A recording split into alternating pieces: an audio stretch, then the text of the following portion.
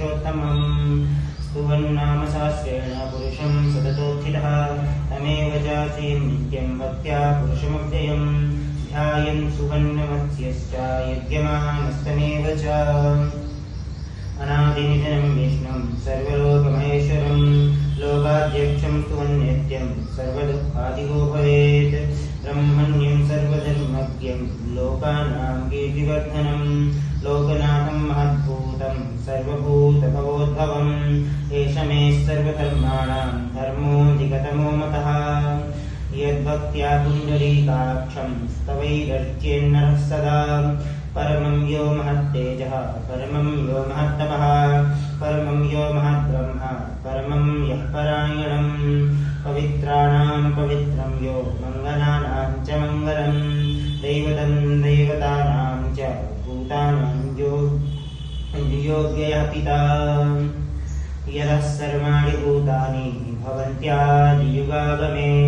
यस्मिंश्च प्रलयं यान्ति पुनरेव युगक्षये यस्य लोकप्रधानस्य जगन्नाथस्य भूपदे विष्णोर्नाम सहस्रं मे शृणु पापभयापहम् यानि नामानि गौडानि विख्यातानि महात्मनः ऋषिभिः परिगीतानि तानि वक्ष्यामि भूतये ॐ विश्वं विष्णुर्वसत्कारो भूतभव्यभवत्प्रभुः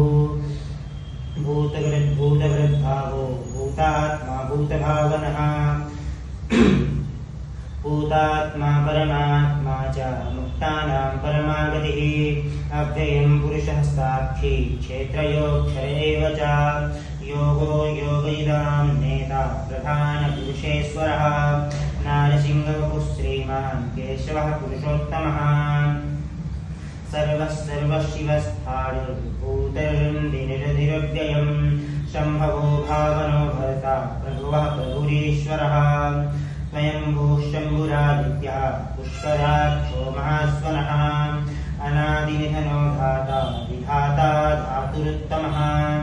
अप्रमेयो हृषीकेशः पद्मनाभो मरप्रभुः